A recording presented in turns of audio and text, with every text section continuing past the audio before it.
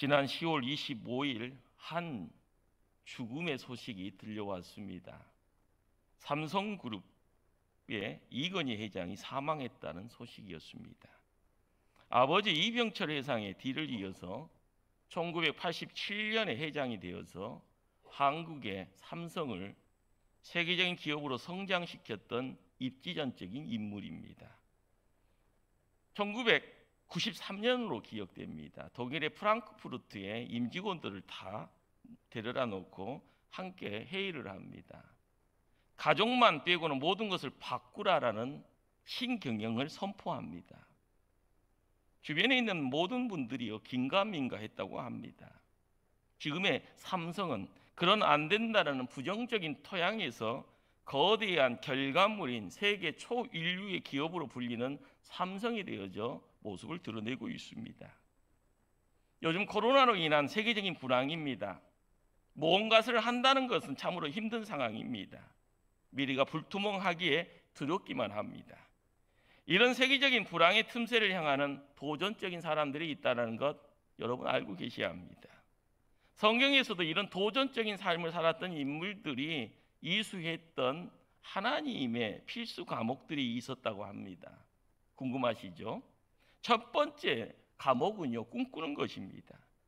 좋은 꿈이라 하는 것은 꾸면 좋고 안 꿔도 그만인 그따위 그런 것 아니었습니다.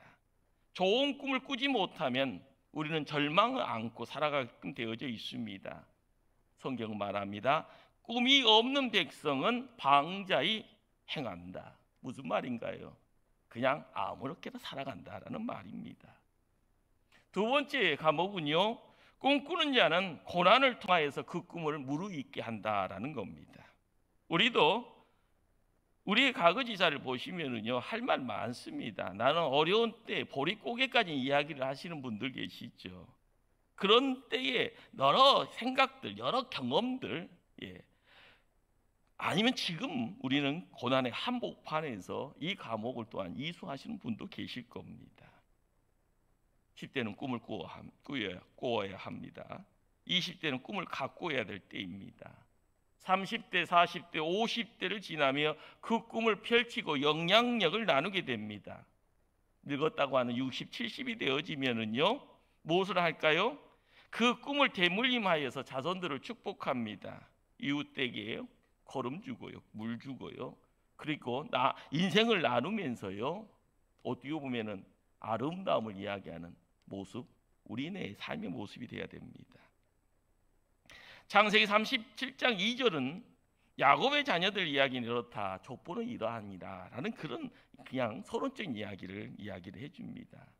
왜 요셉 이야기만 하고 있는가라는 것이 아니라요, 거기에서 주목해야 될 것은 야곱의 자녀들은 12명이었고요 꿈이 없는 11명 형제들의 이야기는 기록할 내용도 없었고 쓸 가치도 없었던 것으로 보여집니다.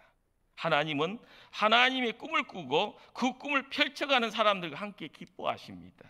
주목할 것은요, 하나님의 관심은 꿈이 없는 대다수보다는 꿈꾸어 사는 한 사람에게 집중되어져 있다라는 사실입니다.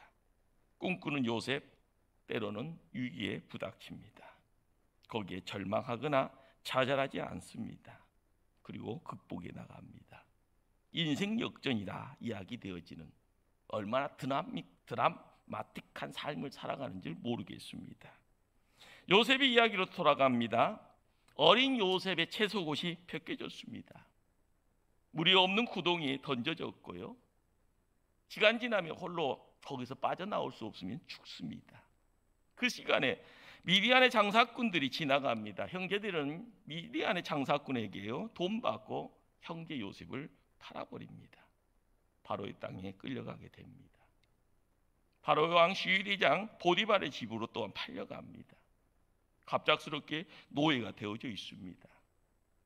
보고픈 아버지의 품을 떠나 있습니다. 아무런 대책 준비도 없이 주변 환경이 순식간에 바꿔져 있습니다.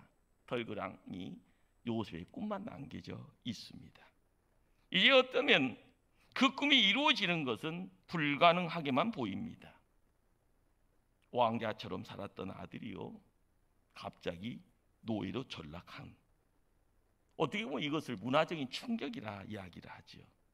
이 시대를 살아가는 여러분이 이런 문화적 충격에 경험하게 되어질 때 어떤 경험을 할까요? 갑작스럽게요, 죽음이 우리의 몸 안으로 스물스물 찾아옵니다. 죽음이란 건 별거 있겠습니까? 몸이 마비되기도 하고요, 우울증에 시달리기도 하고요, 정신병에 걸리기도 하고요, 자살 충동이 스물스물이요 내 육신을요 끌고 갑니다. 그리고 나서 죽음의 문턱을 넘어서 버리는 사람까지 등장합니다. 끔찍한 일입니다. 10대였던 요셉입니다. 이런 문화적 충격을 어떻게 감당할 수 있었을까? 여러분들은 이제 이 나이 정도 되면은요 걱정 없다라고 생각할 수 있겠지요. 그러나 10대 요셉, 이런 상황에서 하나님이 나타나서요 속삭인다고 하면은요, 사랑하는 아들 요셉아, 이 모진 고난 너가 승리를 위한 고난이다, 견뎌내거라, 이런 한 말씀 해주시면은요 상황은 엄청 많이 바뀌어졌을 겁니다. 꿈속에 자주도 나타나셨던 그 하나님이요 왜 고난의 현장에서는 침묵하셨을까?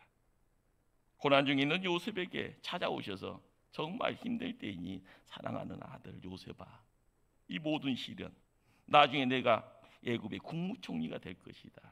시간 지나면 가족과 민족을 구하기 위한 과정이니 조금만 참고 견디거라.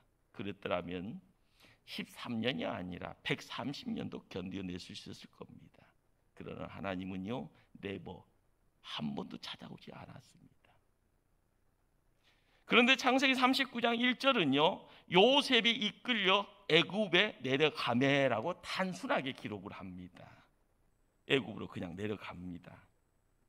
그런데 성경은 요셉이 이끌려라고 말씀을 합니다. 물론 손발이 묶여져 장사꾼의 짐짝처럼요 끌려갈 수도 있겠다라고 상상이 되어질 수 있습니다.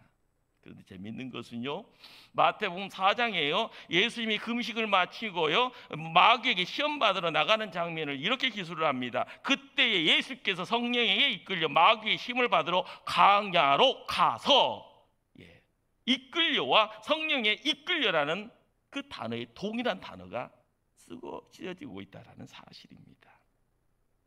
사람이 하는 것이 아니라요 뭔가의 힘이 몰고 가는 겁니다. 왜 애굽으로 보내야 했을까? 조그마한 어항 속에는요 금붕어 사는 것, 금붕어를 키우는 것 취미생활일 수 있습니다. 그러나 고래를 키울 수는 없는 겁니다. 하나님은 요셉을 통하여서 꿈꾸겠던 그 꿈 너무나 거대합니다. 너무나 위대했습니다. 엄청난 겁니다. 어항 같은 작은 땅, 헤브론 땅에서 요셉을 가둬둘 수 없게 해요. 그래서 그 당대 세계를 정복하고 있었던 애굽 땅으로 무대를 옮기신 겁니다. 거센 파도를 헤치고 요셉은 고난을 통과하고 하나님께 주셨던 위대한 꿈을 이루어갈 수 있도록 하나님께서는 요셉을 어항이 아니라 거센 비바람이 치는 바다로 던지게 되어지게 됐다는 겁니다. 녹기 산맥 같은 해발 3,000m가 높은 고산에 가면은요 수목 한계선이 있다고 합니다. 이 수목 한계선 너머는요 풀, 나무, 생물이 자라지 못한다고 합니다. 나무가 자랄 수 있는 마지막 한계선에 자라는 나무를요 이런 별칭을 준다고 합니다. 무릎 꿇는 나무라 이렇게 부릅니다. 어릴 때 나무가 싹이 납니다. 모진 바람이 불러와 나무는 고개를 숙이게 됩니다. 계속해서 자랄 수 없습니다. 끊임없이 찬바람 이기위해서요 고개를 숙이고 허리를 숙입니다. 그래서 이 수목 한계선상에 자란 나무는 사람이 무릎 꿇고 겸손하게 고개 숙이고 기도하는 모습으로 자라게 된다라고 합니다. 이런 나무들을 사람들이 베어다가 바이올린을 만듭니다. 그러면 가장 아름다운 공명을 내는 악기가 된다고 합니다. 최고의 작품은요 높은 산에 있는 무릎 꿇는 나무들을 통하여 최고의 바이올린이 만들어지더라. 인생은 고난을 품고 있습니다. 어려움을 또한 통과하게 합니다. 내가 이해할 수 없는 시련을 겪어야 될 때를 또한 준비합니다. 왜 그렇습니까? 세상을 울리는 가장 멋진 공명을 만들어낼 수 있는, 세상을 감동시키는 아름다운 작품을 나를 통하여 만들기 위함이라는 겁니다. 우리는 지금 고난 가운데 있습니까? 지금 나에게 주시는 고난의 의미를 찾아갈 수 있는 지혜가 필요하고요, 그 지혜를 기도의 자리로 온전하게 무릎으로 하나님께 나가야 될 줄 압니다. 그렇습니다. 하나님은 요셉을 통하여 세상을 울리기 위하여, 세상을 감동시키기 위해서 수목 한계선상에 그 고난의 현장인 애굽 땅에 던지신 겁니다. 이것이 1절의 이야기입니다. 2절에 넘어오면은요, 여호와께서 요셉과 함께 하심으로 라고 말씀을 기록합니다. 여기에 우리말 성경이 생략되어 번역되지 않은 한 단어가 있습니다. 히브리 성경을 읽다 보면은 히브리어로 와우라고 발음을 하게 되고요, 현대인 발음에는 바부라는 한 단어를 발음되는 한 단어가 거기에 있습니다. 이 단어가 무슨 뜻인가 하면 그러나라는 뜻입니다. 애굽으로 집어 던졌던 상황에서 그러나 여호와께서 요셉과 함께 하셨다라고 지금 기록하고 있는 겁니다. 여호와께서 요셉과 함께 하심으로. 우리 이 단어를요, 요셉의 생애 가운데 반복적으로 등장하는 문장이라는 것을 39장 이후에서 종종 보게 됩니다. 요셉의 생애 가운데 창세기 39장 2절이 처음 등장합니다. 함께라는 단어로요. 지금까지 아버지 품에 있을 때는 하나님 보이지 않았습니다. 하나님이 함께 했다는 기록도 없습니다. 아버지를 떠났고요, 아버지가 보이지 않습니다. 바로 그 자리가 고난입니다. 고난의 현장에서 하나님이 보이기 시작한 겁니다. 함께라는 이 단어는요, 신구약 성경에 144회 정도 등장합니다. 함께, 신비하고 신학적인 의미가 담겨져 있습니다. 하나님의 아들이 이 땅에 인간의 몸을 입고 등장하게 되었을 때 그 이름을 임마누엘이라 말합니다. 번역하면은요, 하나님이 우리와 함께 계시니라. 전능하신 하나님이 죄 많은 인간과 함께 하시겠다고 말씀합니다. 영원하신 하나님이 우리의 시간 속에 함께 하시겠다고 말씀합니다. 여기 함께라는 단어 우리는 주목하게 됩니다. 전능의 하나님이요, 임마누엘의 하나님이고요, 임마누엘 하나님이 전능의 하나님입니다. 요셉과 함께 하시더라. 우리는요, 그 하나님 경험하고자 이 예배당에 예배자로 세움받았습니다. 이 예배 가운데 하나님을 찾습니다. 하나님 이곳에 임재하십니다. 우리가 이 시대에, 오늘의 이 시간에 이 임재를 경험하게 되어지면은요, 그 하나님 때문에 어떤 고난에 있다 할지라도 우리는 하나님을 기억하게 되는 겁니다. 하나님을 잊어버릴 수 없게 됩니다. 하나님이 나와 함께 하심을 시간시간 깨닫게 됩니다. 바로 그 자리에 그 능력이 덧입게 되는 것이고요, 이것이 여호와께서 요셉과 함께 하셨다라는 말의 의미가 되어집니다. 함께 할 때 어떤 일이 발생됩니까? 계속되는 말씀은요, 그가 형통한 자가 되어 형통한 자가 됐다라는 겁니다. 하나님의 특별 관리를 받기 시작했다라는 말이죠. 찬송가 384장 나의 갓길 다가더러의 후렴 부분에요, 1절 후렴 부분에 무슨 일을 만나든지 만사 형통하리라. 무슨 일을 만나든지 만사 형통하리라. 무슨 일이 발생이 된다는 것까요? 무슨 일? 좋은 일일까요? 때로는 실패고요, 때로는 그 자리가 고난의 자리고요, 때로는 이 육신이 병드는 것이고요, 때로는요 감옥에 갇히는 것이 되어지고요, 때로는요 돈에 물질에 손해보는 것이 될 수 있고요, 때로는 남들에게 비난받을 수도 있는 겁니다. 그럼에도 불구하고 무슨 일 만나든지 만사형통하리라. 믿음의 선진들이 찬송합니다. 그리고 성경이 기록하고 있습니다. 창세기 말씀을 통하여서요, 이 형통의 내용을 사도행전, 신약성경 사도행전의 사건 속에서 접하게 될 때요, 우리는 바울과 실라의 사건을 찾게 됩니다. 빌립보에 가서 복음을 전합니다. 감옥에 갇히게 되어질 때요, 무수하게 매도 맞고요. 손과 발의 착고가 차이집니다. 기도하고 찬송합니다. 옥문이 열립니다. 이 일을 통하여서요, 간수쟁이가 죄수가 탈출했다 생각되어져 차라리 자결하자고 죽음을 선택을 합니다. 바울이 만류합니다. 그리고 복음을 전하지요.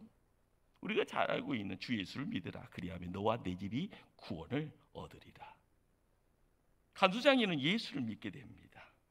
가족들이 예수를 믿고요. 유럽의 첫 번째 교회가 이 간수장이를 통해서 세워지게 됩니다. 이것이 이름하여 형통입니다.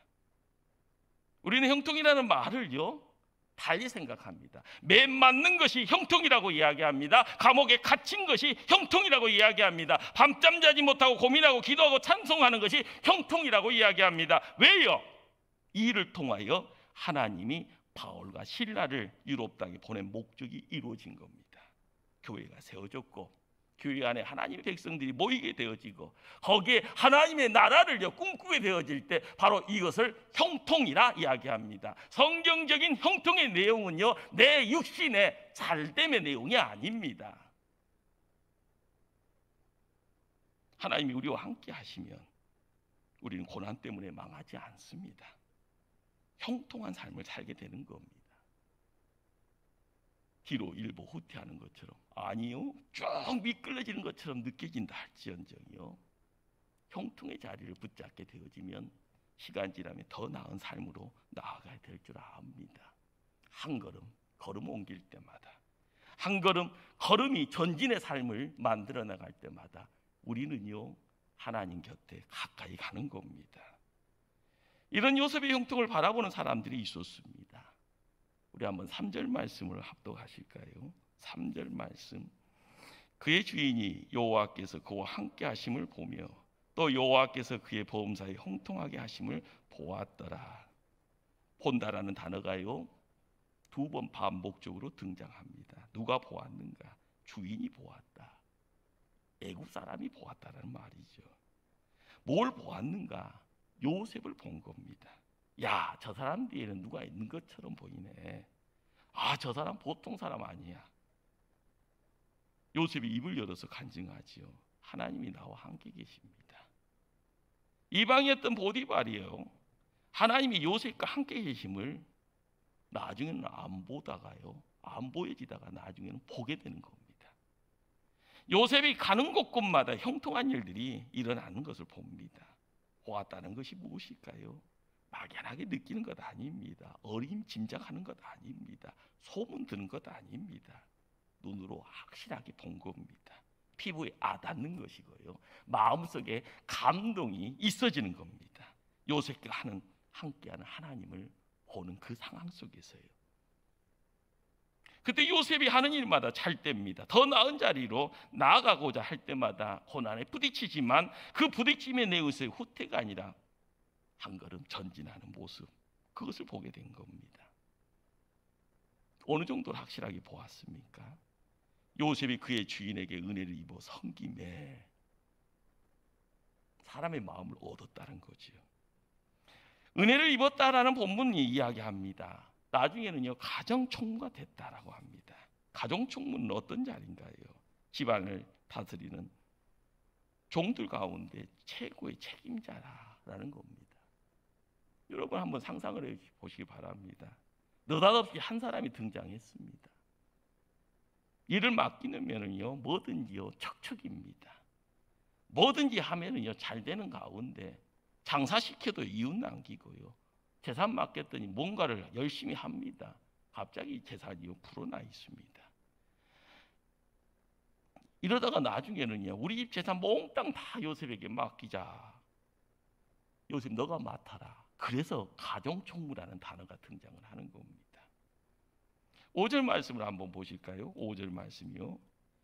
그가 요셉에게 자기의 집과 그의 모든 소유물을 주관하게 한 때부터, 무슨 말인가요? 핵을 긋습니다. 요셉이라는 한 인물이 등장하고 요셉이 무슨 일을 관여하고 주관할 때부터 이어지는 말씀이 뭔가요? 여호와께서 요셉을 위해 그 애굽 사람의 집에 복을 내리심으로 여호와의 복이 그의 집과 밭에 있는 모든 소유에 미친지라. 무슨 말일까요? 하나님의 눈길이 머무는 누군가 그 요셉을 통하여서요, 그 애굽 사람의 집에요 복이 흘러가더라라는 겁니다. 여호와의 복이 그 집과 밭에 있는 모든 소유에 미치더라. 여기요, 집은요 사람을 이야기합니다. 요셉이 관리하는 모든 사람들이 복을 받았더라. 요셉이 만지는 모든 소유가 복을 받게 되더라. 복은 가지는 것 아닙니다. 복은 받는 것도 아니고요. 성경에 복 받은 자는 그런 단어는 없습니다. 복 가진 자, 그런 말도 없습니다. 복 있는 자, 복은 있는 겁니다. 이것은요, 우리가 믿음 생활을 하면서 항상 실수합니다. 여러분이 묻습니다. 예배는 보는 건가요? 예배는 드리는 건가요? 여러분들은요 항상 실수합니다. 예배 본다고요. 텔레비전 보고 영화 보면 보는 거죠. 예배는 보는 것 아닙니다. 드리는 겁니다. 내가 영육혼이 하나님 앞에 드려지는 가운데 예배자로 세움받아서요 조그만 거 들고 와서 하나님께 맡겨가는 가운데요 하늘의 문이 닫혀져 있으면 열고자 힘써가면서요 땀 흘려가고 눈물 흘리고 내 마음을요 하나님께 맡기는 거, 드리는 겁니다. 복 있는 자, 복은 있는 겁니다. 존재가 바뀌는 것을 이야기합니다. 내가 복 있는 존재가 되었다는 것이고요, 내가 가는 곳마다 복이 따라오는 겁니다. 세상 사람들은요 그냥 돈만 만지면 부자고요, 재물의 내용을 통하여 건물이 내 소유권으로 들어와 있으면 부자라고 이야기하죠. 여러분들 이런 1차원적인 유치한 생각 가지고 가면은요 여러분 세상에서는 우쭐거릴 수는 있지만 하나님 편에 가서는요 책망받을 겁니다. 나는 복 있는 존재입니다.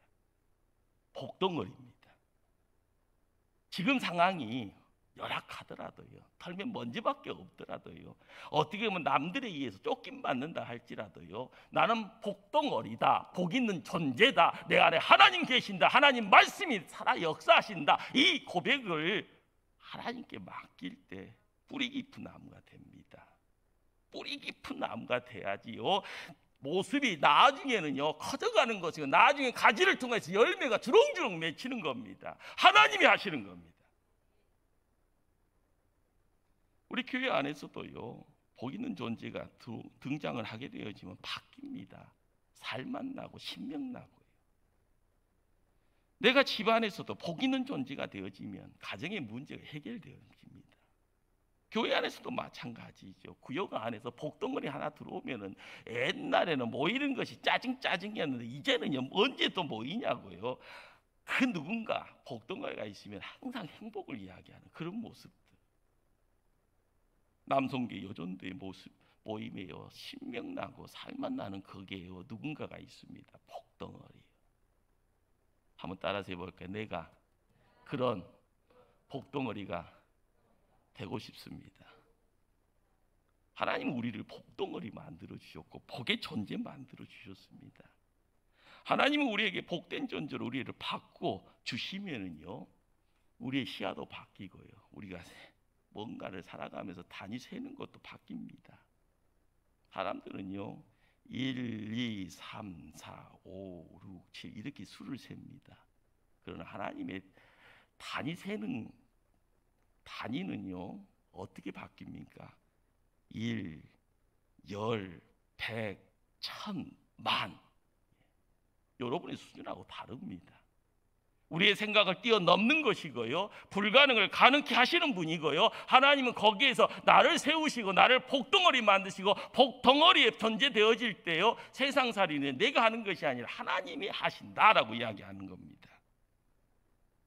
이런 삶을 사시기를 바라고요 이러한 복의 존재되어지기를 주의 이름으로 축원합니다. 최근 의학계가요 웃음치료라는 연구를 하다가 재미있는 발견을 합니다. 이 웃음치료가요 불치병이라는 그 병에 죽음을 준비하는 분들이 모여있는 곳에 항상 보면 웃음치료를 추가합니다. 사람을 웃게 하는데요. 그것이 안 되면 벽을 쳐다보고 그냥 자의적으로 30분씩 1시간씩 웃게 합니다. 가짜 웃음이죠. 하하하하하하 계속 웃게 하는 거예요. 그런데 가짜 웃음이요 사람을 바꾸더라는 겁니다. 불치병을 낫게 하는 사례가 있다고 합니다. 그러면서 이야기하는 것이요 웃음과 행복은 전염된다. 웃음과 행복은 뭐가 된다고요? 전염된다. 여러분들 안 믿어집니까? 여러분 코로나 때문에 마스크 쓰고 있습니다. 왜 그것을 못 믿습니까? 여러분들 마스크 쓰는 이유가 뭐예요? 전염될까 봐 두려워하잖아요. 성경에서 진리라고 이야기하는 웃음과 행복은 전염된다는데 왜 그것을 믿지를 못합니까? 내 주변에 불행한 사람이 있으면요, 그 불행이 내게 찾아오는 거고요. 내가 행복한 사람이 되어지면 내 행복이 누군가에게 흘러가는 겁니다. 하나님이 우리의 삶 속에요, 인간의 범주 너머의 자리를요, 항상 만들어 놓았기에 사랑하는 성도님들, 좋은 꿈을 꾸시기를 바랍니다. 지금 꿈을 꾸어야 될 때고요. 그런데 그 꿈이 고난에 갇혀져 있습니까? 하나님 분명히 내게 비전 주셨는데 현실적으로 이루어지지 않는 것처럼 지금 내가 마침 애굽에 있는 것을 또한 경험케 합니까? 하나님 나를 떠난 것인가? 하나님 나를 버리신 것인가? 하나님 내 기도를 왜 들어주지 않는 것인가? 내가 꾸는 꿈이 잘못된 것인가? 아닙니다. 하나님은 한 번도 떠난 적 없습니다. 버린 적은 더더욱 없습니다. 우리의 꿈과 함께 하실 겁니다. 우리와 함께 걸음걸음 옮기십니다. 그리고 반드시 그 꿈을 이루어지고 말 겁니다. 하나님이 나타나서 말씀해 주지 않는다고 실망하지 마십시오. 이미 우리에게 말씀하셨습니다. 우리는 복된 존재, 복동원이다라는 거예요. 내가 있는 곳이 복의 자리다 말씀합니다. 그 복으로요, 아브라함에게 허락되어진 아브라함의 복됨의 내용이요, 인생의 자리를 지킬 때 한 가정이요, 가문으로서요, 민족으로서요, 나라로서 발전되어질 때 인간이 할 수 있는 내용이 아닌 하나님의 손길이 그곳에 있었음을 성경은 이야기합니다. 고양이가요, 자기 그림자 붙잡으려고 하루 종일 자신의 그림자를 쫄쫄 따라다니다가 무슨 일이 발생할까요? 굶어 죽더라는 겁니다. 어리석은 모습이죠.